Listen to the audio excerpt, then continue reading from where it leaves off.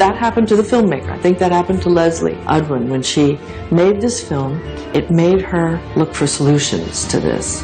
LESLEE's got a really interesting notion here to get right in early childhood education, to let kids know from the beginning.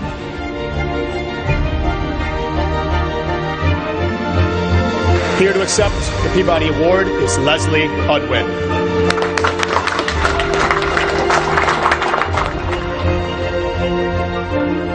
Well, Aristotle once said that educating the mind without educating one's heart is not education at all.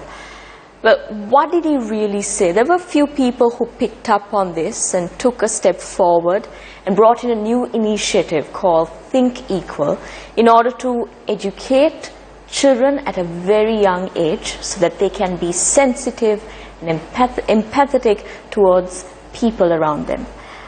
Well, we are glad that the Sri Lankan system is going to be a step forward in bringing in this initiative into the country's curricula, into the education system, in order to see a better future for the country. Well, I've got three of the most prolific figures who are initiating this in the country.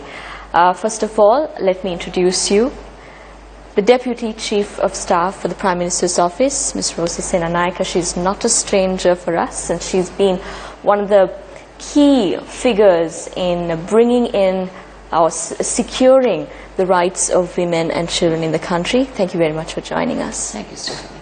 And also, I've got LESLEE UDWIN here. She is the winner of the Anna Lynn Human Rights Awards, one of the highest awards for humanitarian work, and she was also voted as by the New York Times as the second most impactful woman after Hillary Clinton. And last but not least, let me also add in one more credential to hers. It's that she is the director of one of the most controversial but sought after movies in Asia, that is India's Daughter. And she is one of the prolific directors to ever have brought in the issue that's prevalent in South Asia, that is rape, torture and abuse. Thank you very much for joining us. It's an absolute pleasure. The pleasure, the honor is all mine. Lanka water mata hari satutui. That's great. I think during the time she was here, few days, she has picked up on 3 days, and she's picked up on Shri Singhal as well. That's my Absolutely. Absolutely. Well, Aritha Wickramasinghe, he is the trustee of Think Equal. I think I need to grab my notebook for that, because he also have a prolific career behind him, which is he was a top international finance lawyer, and he worked in the best finance law team in the world at a prestigious law firm called Clifford Chance, and he was also named as he was ranked as #1 finance leader by the International Financial Times alongside the founder of Facebook, Mark Zuckerberg. How was that a whole experience altogether? It was incredible. I think we need a different interview to talk about the whole experience. Thank you very much for joining, Aritha. It's an absolute pleasure. First of all, this has been a great initiative. The feedback seems quite good from the country itself, as in emotional intelligence. How important is it for children, especially at a young age? It's utterly crucial. I cannot underline that enough. You know, as a world, we have been preparing our children for the labor market. We've been focusing on numeracy and literacy and preparing them with skills for jobs. Well, that's important. But heavens, how important is it to actually prepare them to be respectful of others, to be confident and empowered in themselves, to be sensitive and compassionate and caring.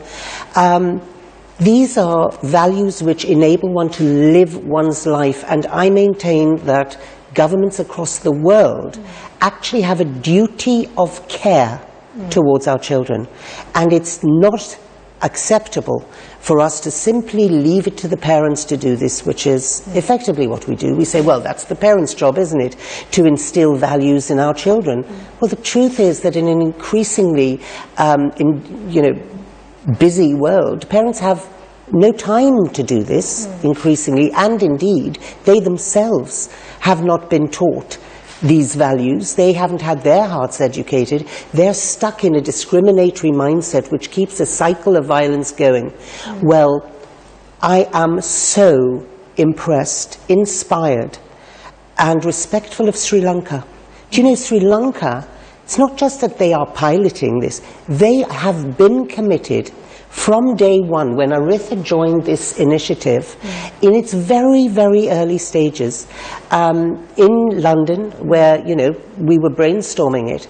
And Aritha said from the outset, this has to be led by Sri Lanka. This is an initiative that Sri Lankans, will hold dear and understand. And of course, who better than Sri Lanka? After 30 years of pain, of suffering on all sides, to have got this far. What an amazing coalition this is of commitment to peace, commitment to a better world. From the President through this extraordinary Prime Minister you have, Ranil Wickremesinghe. Well, Rosie, we've been through a very dry spell when it comes to women's rights, at least safeguarding it. Will this be a breath of a fresh air, like absolutely? Will Sri Lanka really experience this firsthand? One can only live in hope. So let's hope. I'm very hopeful that Think Equal would change the mindsets and attitudes of the generation that would have the privilege of learning Think Equal, because I think this is a subject that we have been, even when I was the Minister of Child Affairs, and for years the women's movement that have been working on women's issues and children's issues. When we look at the numbers that are reported with regards to violence against women and children, these numbers are appalling. It is shocking. And if you take the world's statistics, Sri Lanka tops the list in some of it. And for a small country, an island nation like ours, to have statistics which are negative is, I would say, not a very, we cannot be proud about that. And for a very long time, we have been actually looking at what is the root cause for whether it's violence against women or children. And let's look at the root cause. It is very easy for us to, sit in judgment and, basically make judgments on the perpetrators and punish the perpetrators. But have we actually looked at the root cause, and how do we address the root cause? And we have been talking about, bringing value-based education into the system.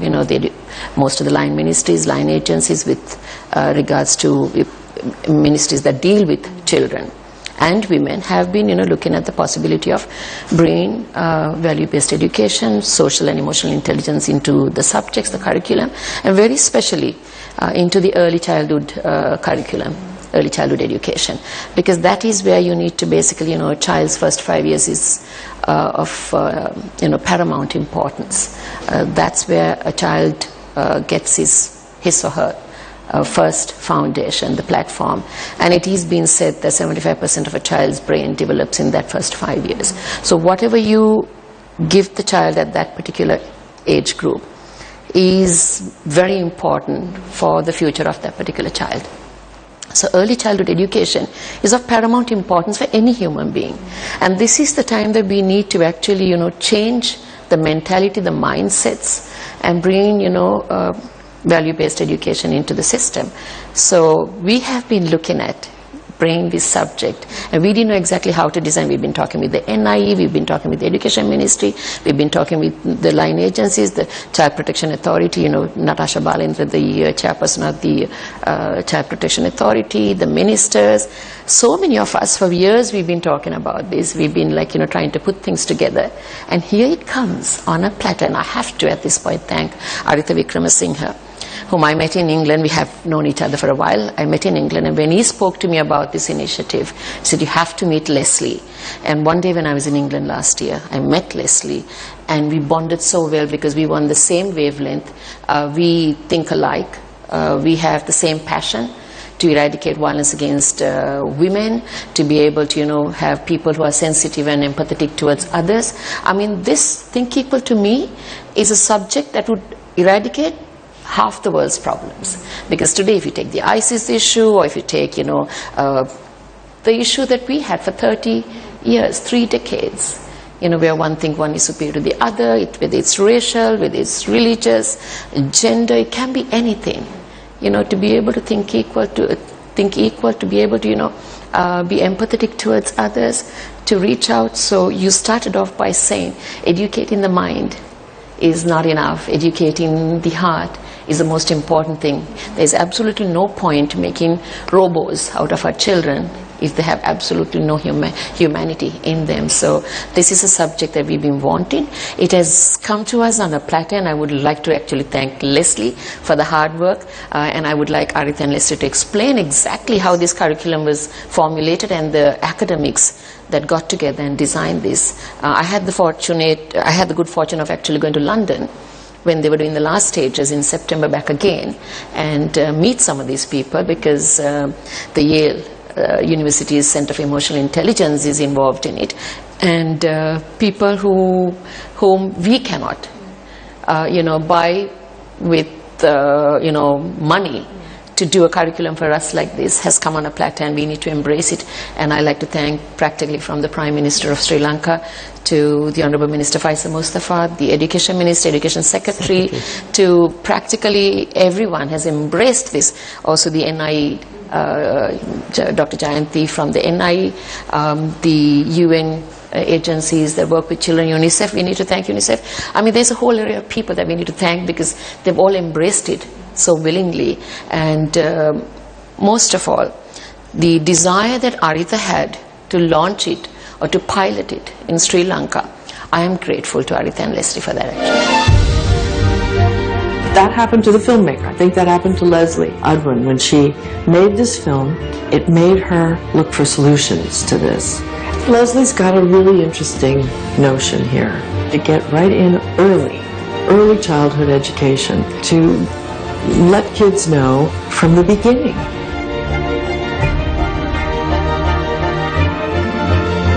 Here to accept the Peabody Award is Leslie UDWIN.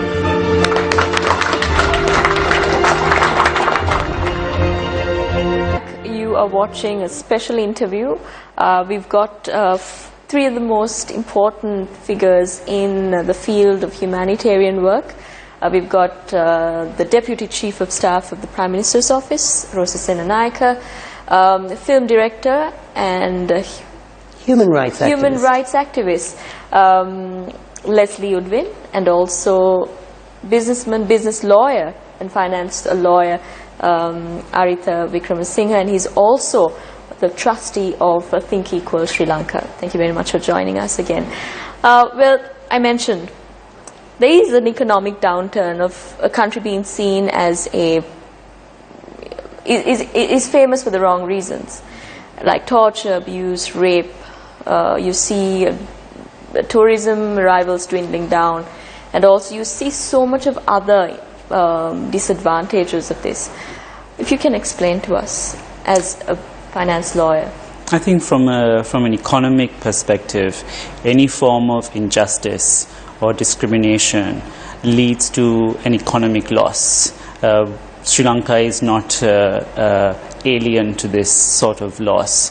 30 years of civil war has meant that we've really lost out on how much we could have progressed and developed. We constantly compare ourselves to Singapore. There is our lost opportunity, our chance. And Singapore never went through this conflict. Singapore built a system which was based on equality, based on democracy and freedoms, and a system where individuals were not discriminated, had a good law and order system so that violence against women and ethnic minorities was stopped, and it progressed because of that. And today we are still a developing nation. So these values comes through education. And Singapore is a good example on a very good value-based education system which created the developed nation it is today in a very short space of time. So value-based education is extremely key if we are to create an entire generation of citizens who are actually more focused on productivity and doing the work rather than actually fighting with each other over differences such as race or religion or gender-based violence. I mean, gender-based violence is something which I've been extremely passionate about. I do a lot of work for women in need, and even in the UK, I did a lot of work for women who've suffered discrimination, rape, and other injustices. I mean, women make up more than half the entire population of the world. And when such a significant proportion of people are being stigmatized, are being raped, are not given their opportunity to progress, I mean, that has astounding impact on economic growth and on the well-being and the functioning of society. So this has to change from a systematic point of view, and it has to change from the education system. දැන් මට සිංහල භාෂාවෙන් චුට්ටක් කතා කරන්න පුළුවන් නම් දැන් අපේ අධ්‍යාපන සිස්ටම් එක මේ රටේ විතරක් නෙමෙයි මේ ලෝයෙම ළමයිට පාසල් ළමයිට උගන්වන්නේ ගණිතය විද්‍යාව භාෂාව නමුත් මනුස්කතය අපේ දූ දරුවන්ට අපේ දරුවන්ට මනුස්කතය පාසල් වලින් මේ අධ්‍යාපනය උගන්වන්නේ ඉතින් අපේ මේ ලෝයේ තියෙන අපේ රටේ තියෙන ප්‍රශ්න අපිට විසඳන්න ඕනේ නම් අපිට මනුස්කතය අපේ ළමයිට උගන්වන්න ඕනේ. Think because of that is why I've been so passionate about education to transform society, and which is why I brought it to Sri Lanka. I was born in 1984, so 1 year after Sri Lanka's civil war started. So my whole life, all I knew was war, you know, and I was always taught from the very beginning to be suspicious of the other person, to not trust the other person. And suspicion and distrust, just because someone is different, creates conflict, perpetuates conflict. And when this war finished, I was so determined that I cannot see my country go back into that cycle of violence, which is why I brought this to Madam Rosie Senanayake, and she understood it because we all went through this together. None of us, and the Prime Minister, who was extremely visionary, President Maithripala Sirisena, who's extremely visionary, do not want our country to go back into that cycle. And if we are going to prevent that, that is only through education.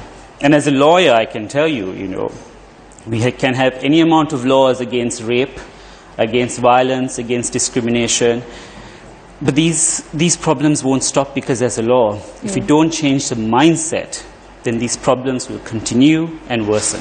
Absolutely. I mean, that's the whole purpose. I have to commend Aritha here, you know, for a very young man who's been very successful in his career, and internationally he's really made a mark for himself and put Sri Lanka on the map as well. So for a young person like him to have that mindset, and this is what we expect of the next generation, to have this mindset, you know, to be right-thinking people, to be compassionate people, to empathize with people, not just people, with nature, animals, you know, to have the right perception of what life is all about.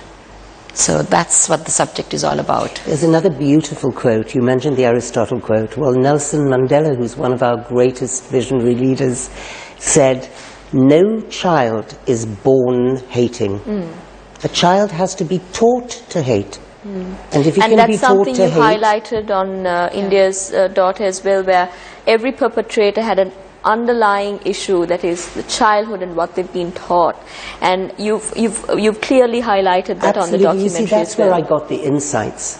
I mean, it's no coincidence that Think Equal was born in my brain straight after I had been through the darkest tunnel I've ever walked through in my life, which was the making of that film, which was the sitting for 31 hours with 7 rapists who had treated women in an inhuman way. And I needed to understand what made them do that. What was the root cause of that violence? And to understand and realize after all of that deep investigation that these men aren't the monsters that the media had me believe they were. They were normal men who have just been programmed by a certain socio-cultural thinking to think as they do. And that's not just India. It's not just Asia. It's not just Asia and Africa. It's the entire world. There is not a country in the world that is free from discriminatory mindset. In that case, it was discrimination against women and girls.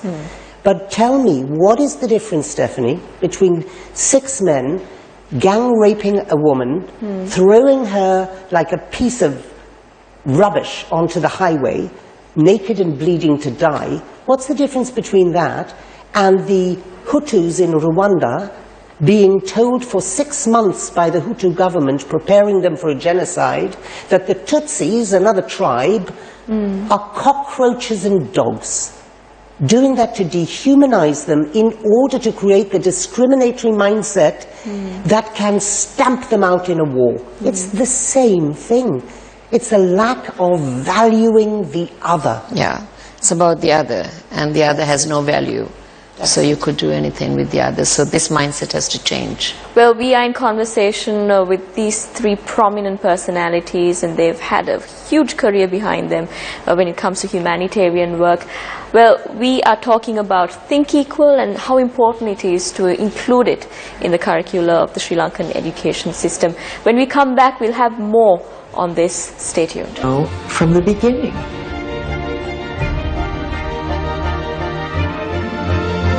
Here to accept the Peabody Award is Leslie UDWIN.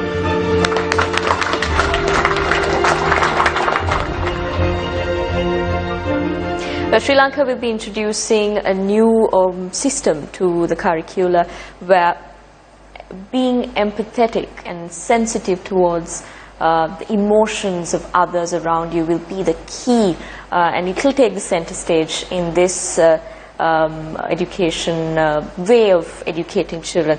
So I need to mention these books, which will be vital in playing this key role of educating children in schools, in Sri Lankan schools.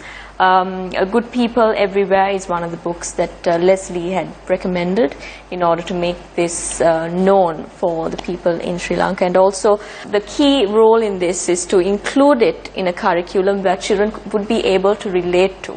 Is that right? Yes, basically what we did was we sought out a brilliant education director, Helen Lamger, and she curated these books. Over a period of 1.5 years, we researched, we gathered together the best materials, the best practice, existing tools and exercises.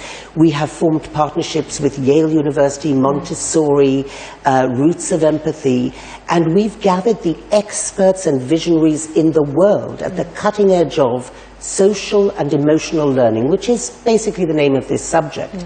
So Sir Ken Robinson, who's one of the most visionary educationists in the world, Mary Gordon of Roots of Empathy, Dr. Mark Brackett from Yale's Center for Emotional Intelligence, Dr. Urvashi Sani, a gender education expert from India, etc., from all over the world. And Rosie was with us. We had a 2-day amazing, exciting conference in London where we pored over the draft curriculum and perfected it to get to the final draft, which now includes books like, for example, the book that you've mentioned, but there are several of them, there are 36. The crucial thing here is, it's not just a list of outcomes. Oh, by the end of the year, the kids should be able to do this, this, and this. It's very detailed, very serious. Lesson plans, teacher guides that take them through in minute detail. And the teachers who we've been training have been utterly thrilled by this. So excited to have the tools concretely there. And, you know, we have partnered with the UN Human Rights Office. This is a glorious program. And the crucial thing about it also is, another Aristotle quote, "Give me a child until the age of 7 and I will show you the man." He was 1 year optimistic, because neuroscientists tell us it's between 3 and 5 that a child has that optimal window for us to change attitude and behavior, instill the bedrock and foundation of good values, you know, and its early years are crucial. The foundation and is also, laid. Leslie, if you can walk us through into how exactly it will be included in the curricula. It's additional to what exists. Basically, it's a missing subject. You know, our education system only involves numeracy and literacy. It was designed in the Industrial Revolution and it's never been revisited. How many days will be allocated for this Half an hour per lesson. Half an hour per lesson and 4 days of the week. Correct. Yes, and talking about the books, you know, these may not be the books that will be adapted, because we're looking at, we have actually spoken to the famous, I mean, I admire her hugely, Sibyl Vettesinghe. To write. She went through all the books and she's going through the books, and we're looking at some of her books. We've basically taken a lot of the existing local books, because we either need to translate this or adapt books or develop new books. So we are in the process of doing that as well, because we want to basically roll out this island-wide. At this point of time, we have basically trained teachers from some of the districts who run English preschools, because so that they could use this curriculum for the time being. But for the island-wide, we need to basically adapt local books or think about developing new books or translating books. And UNICEF has come on board to give us the technical support to the NIE and through the NIE. And when will it kickstart officially? We are basically discussing right at this point. We've looked at the publishers to try and use some of the existing books. We've got the Goodwill ambassadors in place. Kumar Sangakkara has very kindly agreed to be a Goodwill ambassador. Jayanti, Everest Mount climbing hero.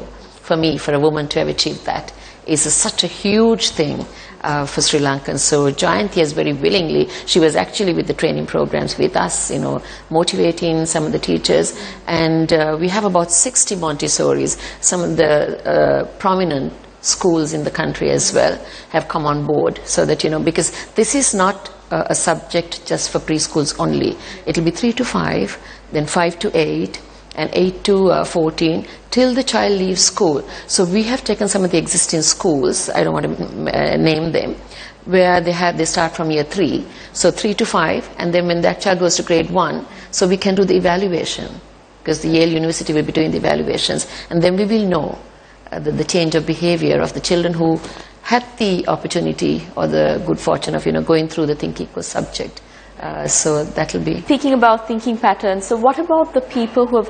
Now, 8 hours a day you spend it in school, and then later you go back to your family, which sometimes it changes from place to place. The family could even be racially discriminative, abusive. So how can a child really change it all around? Well, let me tell you that my children taught me a lot of things, and I agree with you, there is that issue. But that is, the only thing one can do with that information is say, let's not bother then. We have to bother. Because the moral crisis we're in as a world is so deep, we have to take this step, and I guarantee you it'll work. We have neuroscientists, we have psychologists on board our committee, and the way we are presenting it to the children is, look, you are the privileged new learners in this world. And you're so lucky to be learning this new subject that I wasn't lucky enough to learn, says the teacher. We have to be patient with what we see outside, with people who didn't have the luck to learn this subject. And, we will do this because we have to do it. There's no other way. Thank you so much, Leslie. It was an absolute pleasure having all of you all on. One last thing to add, we live in a borderless global village and in a very competitive, in this commercial world, everybody's become so selfish and self-centered. Life skills are not given to kids, whether it's analytical thinking, critical thinking, all that will come into play if Think Equal is introduced to the subject. So this is a subject that is very important. We will be addressing the parents as well, and we are hoping that, the Goodwill ambassadors will carry the message and do the advocacy to promote Think Equal, so that, we'll have a better tomorrow. And we'll have a whole generation, and this is the legacy that we can leave behind for our kids, that we'll have a whole generation that will be thinking new, thinking differently, because it is not the same. Today's world is not the same like when I was growing up. It is. Yep. I think we are all ready to be patient, because it's a wonderful initiative which all of us agree on, and we believe that this will go forward without stalling at any given point. Correct, and be proud, because Sri Lanka is holding the torch. Yes. Sri Lanka is leading the whole world in this. How admirable is that? Thank you so much. It was an absolute pleasure having the three of you all here, and I'm taken up by this initiative personally, and I'm thankful for all of you all here for joining us on this wonderful interview, and I hope it reaches out to everyone in the near future. Thank you very much for joining us. Thank you, Stephanie. Thank you very much. Thank you very much for joining us. I hope you tune in next week, same time, same place. Until we meet again, this is Stephanie Lazarus signing off.